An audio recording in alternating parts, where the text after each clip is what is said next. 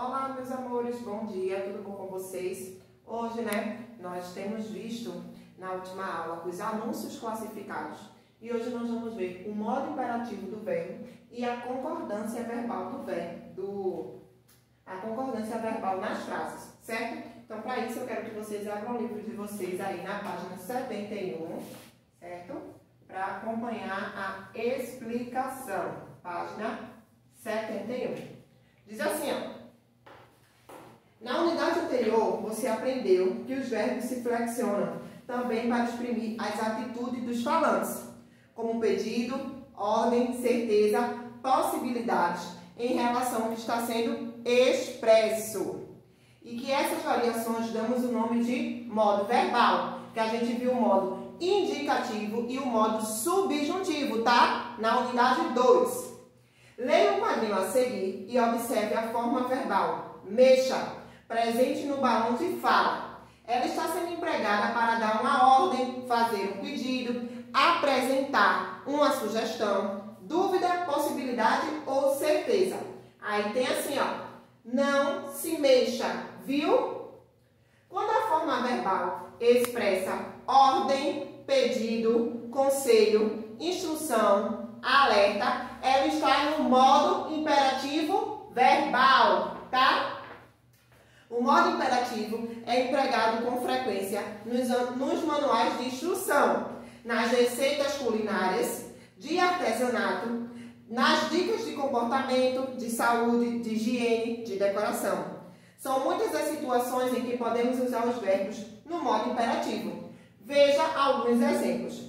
Para sair, pressione o botão vermelho. Então, aí ele está dando uma instrução. Misture todos os ingredientes. Também está sendo dada uma instrução, certo, pessoal? Me passe o café, por favor. Está aí fazendo o quê? Um pedido. Continua lá na página 72, que diz assim. Não fume, é uma proibição. Saia imediatamente, é uma agora ordem. Tome cuidado com o cachorro, é uma alerta. Existem dois tipos do modo imperativo, que é o modo imperativo afirmativo e o modo imperativo negativo, tá? Então, diz assim, o modo imperativo afirmativo é formado do presente e do indicativo, apenas na segunda pessoa do singular, tu, e na segunda pessoa do plural, vós, eliminando-se o S final, que é a flexão verbal de cada uma dessas pessoas apresenta. Nas demais pessoas é formado do presente e do subjuntivo, sem alterações. Para exemplificar essas derivações, observe a seguir o imperativo afirmativo do verbo cantar, com atenção especial às setas indicativas. Diz assim, ó, eu canto, que tu cantes. Tu cantas, canta tu, que tu cantes. Ele canta, cante você, que ele cante. Nós cantamos, cantemos nós, que nós cantemos. Vós cantais, cantai vós, que vós canteis. Eles cantam, cantem vocês, que eles cantem, tá? Aí tem aí duas observações bem importantes, prestem atenção. O imperativo não tem a primeira pessoa do singular, pois não faz sentido o falante dar uma ordem, fazer um pedido a si mesmo, não é assim? Os pronomes do caso reto, ela e eles, devem ser substituídos por vocês, porque o modo imperativo somente se aplica ao ouvinte, nunca à pessoa a respeito de quem se fala, tá? Aí agora ele pede para a gente ver aqui o modo imperativo negativo, e diz o seguinte. As formas do modo imperativo negativo são exatamente iguais às do presente e do subjuntivo. Atenção, acrescenta-se um não antes de cada flexão verbal. Então, vamos lá. Que eu cante, como eu não posso nem dar ordem, nem pedido e nem fazer um conselho a mim mesma, não tem, tá? Então, diz assim, que tu cante, não cantes tu. Que ele ele cante, não cante você. Que nós cantemos, não cantemos nós. Que vós canteis, não cantem vós. Que eles cantem, não cantem vocês. Aí agora, na página 73, ele vai trazer a concordância verbal.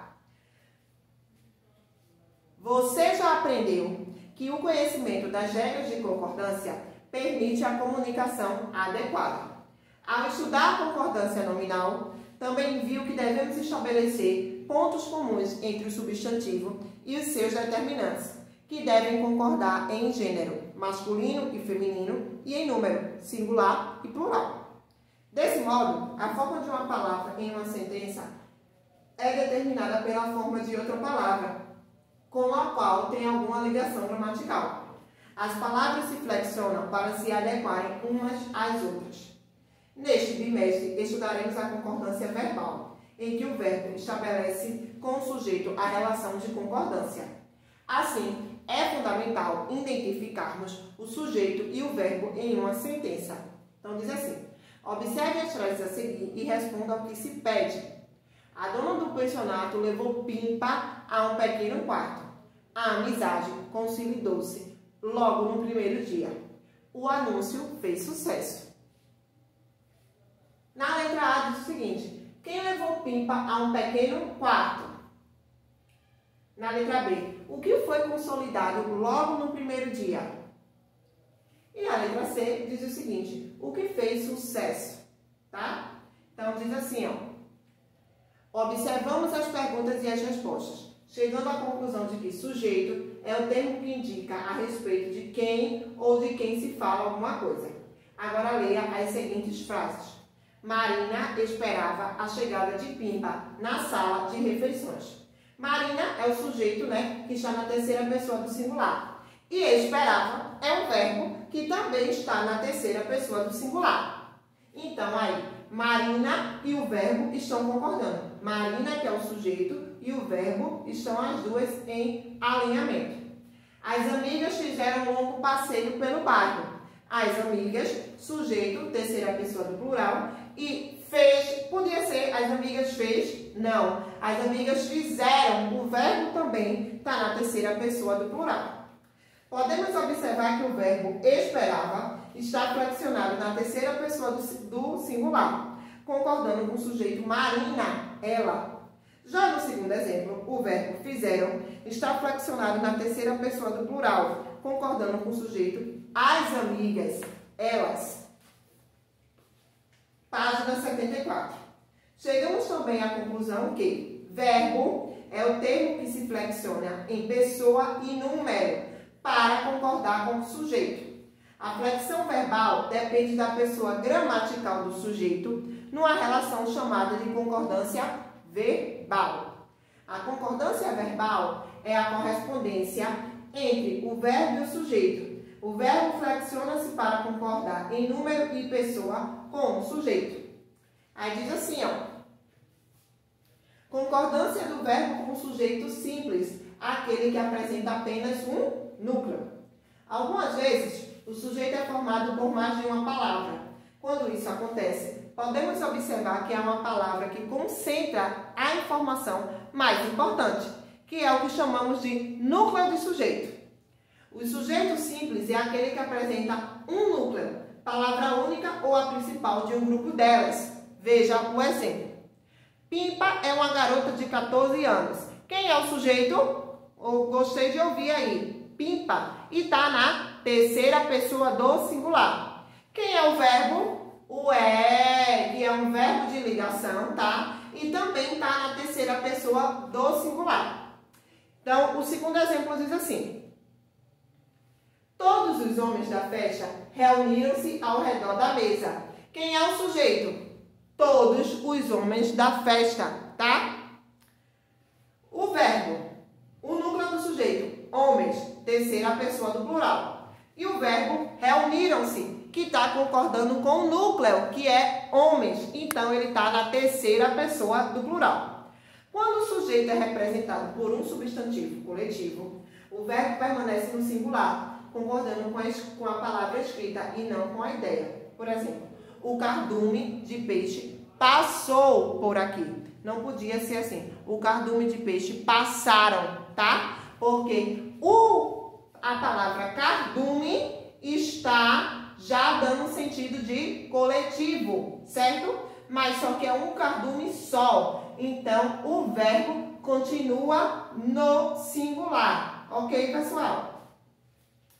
A turma aplaudiu a apresentação. O sujeito, a turma, núcleo do sujeito, turma, terceira pessoa do singular. O verbo aplaudiu também está na terceira pessoa do singular.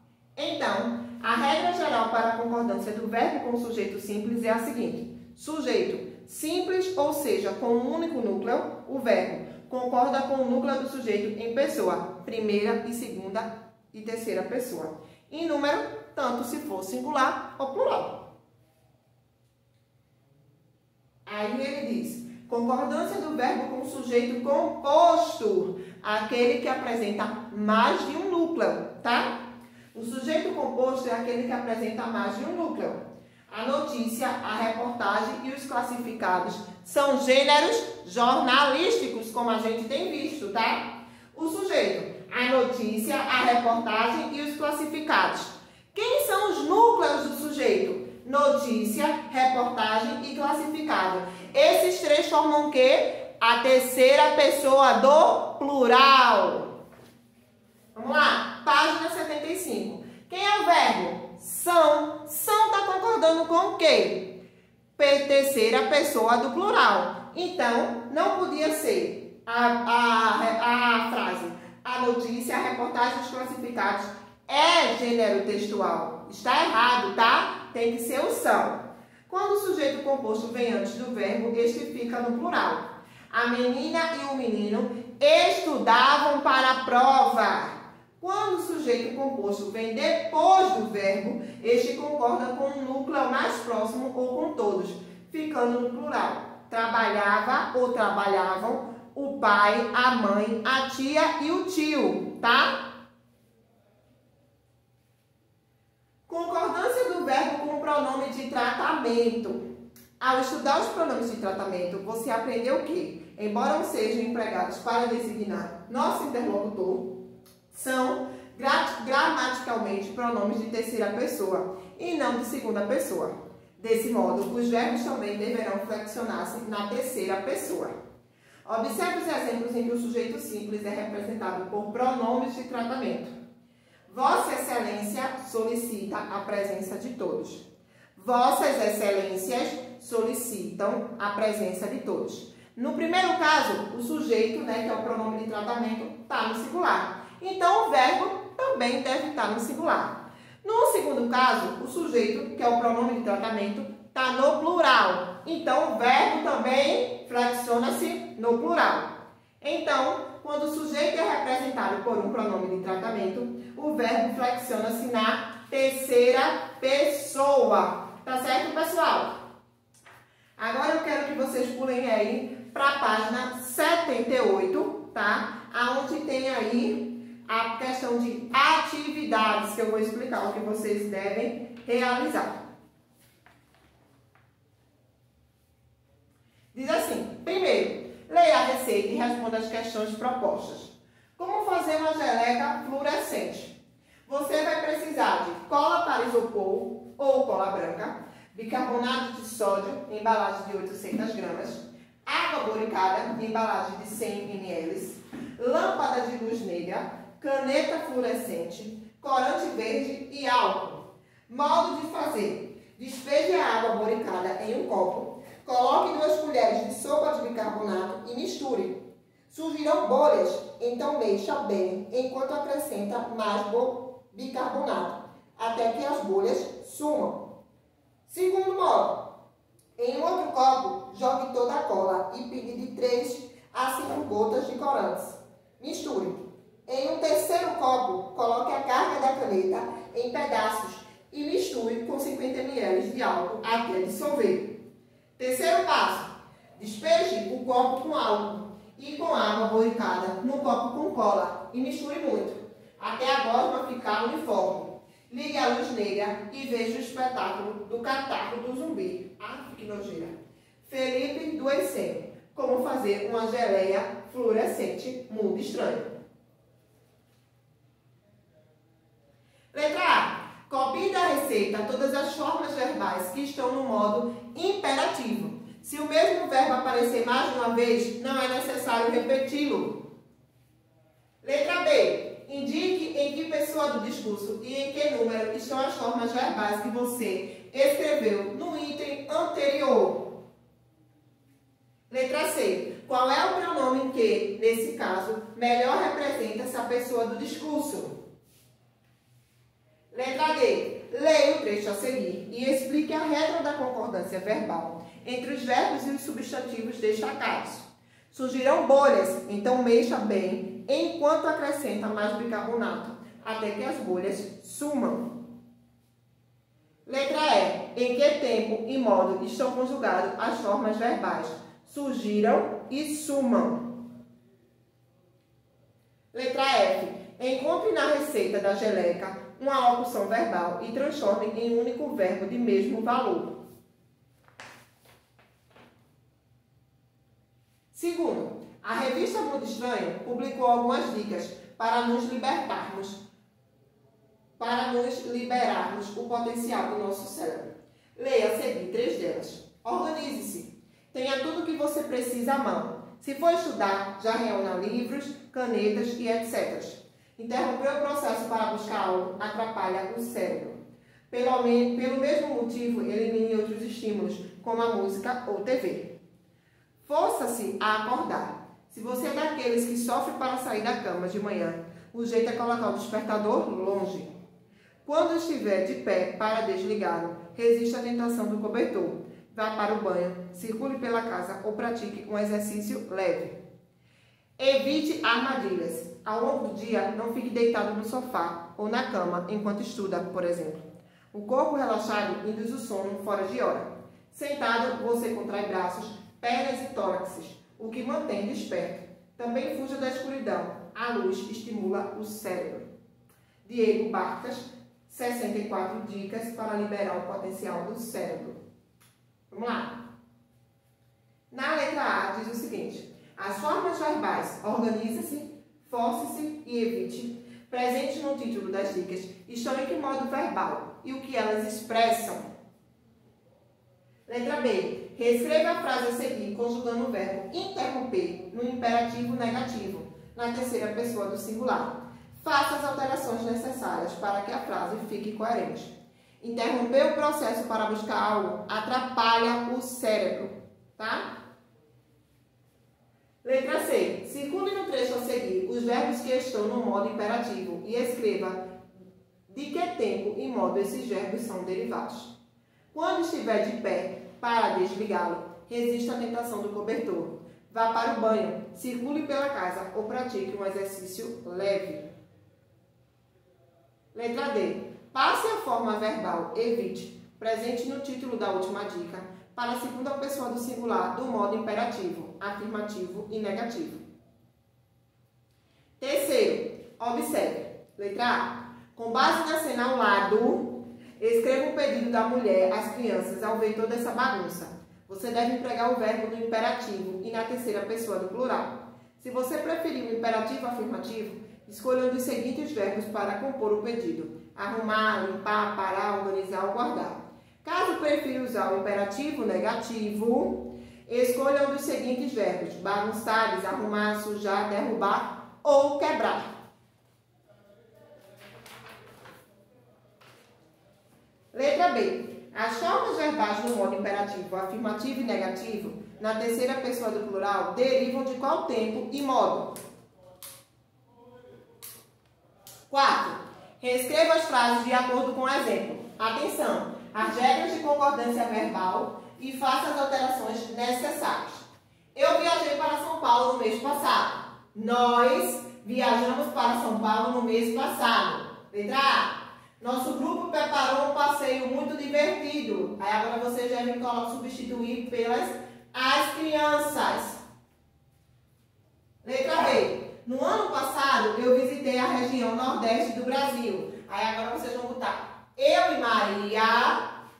Letra C. As pessoas chegaram ao aeroporto com antecedência. Vocês vão substituir a turma. Letra D. A menina está tranquila nesta tarde. O grupo de meninas, fiquem atentos às alterações que vocês devem fazer, tá, pessoal? Tem aí a parte de tarefas, que diz o seguinte. A seguir, você vai ler um anúncio classificado com intenção e sentimentos poéticos, cheio de emoções, diferente dos classificados que estamos acostumados a encontrar nos jornais. Perdi maleta cheia de nuvem e de flores, maleta onde eu carregava todos os meus amores embrulhados em neblina. Perdi essa maleta em alguma esquina de algum sonho, e desde então eu ando tristonho, sem saber onde pôr as mãos. Se, andando pelas ruas, você encontrar a tal maleta, por favor, me avise em pensamento, que eu largo tudo e vou correndo. Rosiana Murray, classificados poéticos. Primeiro quesito diz assim. Por que o eu, que fala no poema, o eu lírico, anda tristonho, sem saber por onde pôr as mãos? Letra B. Neblina significa névoa, densa e baixa, cerração, nevoeiro e sombra. Pensando nisso, como podemos interpretar o trecho onde eu carregava todos os meus amores embrulhados em neblina? Terceiro, no verso, e desde então eu ando tristonho, a forma verbal ando indica ação ou estado, justifique sua resposta. Quarto quesito, qual é o único verbo do classificado poético que está no modo imperativo e o que o verbo expressa? Quinto, reescreva o texto a seguir, flexionando os pronomes destacados para o plural. Atenção às regras de concordância verbal. Faça as alterações necessárias. Se andando pelas ruas você encontra tal maleta, por favor, me avise em pensamento, que eu largo tudo e vou correndo. Então, aonde tem você, vocês vão botar vocês. Aonde tem mim, vocês botam nos. E aonde tem eu, vocês botam nós, tá? Que façam todas as alterações, certo, meus amores? Não esqueçam que as atividades do livro 3 vocês ainda devem me mandar pelo WhatsApp, porque isso vai contar a presença de vocês nas aulas, certo? Porque o livro só vai vir lá para dezembro para a escola, que é quando eu vou poder fazer a correção. Certo, amados? Beijos e até a próxima aula. Tchau, tchau.